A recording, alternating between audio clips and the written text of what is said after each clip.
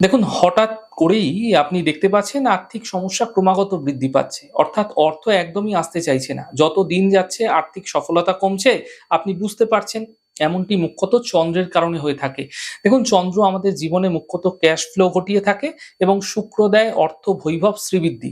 তো আমি আপনাদের এমন একটা উপায় বলব, এই উপায়টা ধানতেরাসের দিন করুন। ভালো ফলাফল তো অবশ্যই পাবেন এবং আর্থিক সমৃদ্ধি সারা বছর জুড়ে দেখতে পাবেন। কি করতে হবে? ভালো করে জেনে নিন।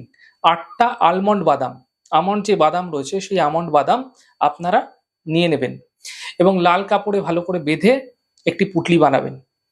এবং আরেকটি হচ্ছে কি, আপনাকে ছোট একটি রূপোর ডিবে জোগাড় করতে হবে। ছোট রূপোর একটি ডিবের মধ্যে বৃষ্টির জল যদি সম্ভব হয়, বৃষ্টির জল যদি না পাওয়া যাচ্ছে তাহলে গঙ্গার জল নিয়ে আপনারা তার মধ্যে সামান্য কতগুলি কেশরের টুকরো দিয়ে দেবেন।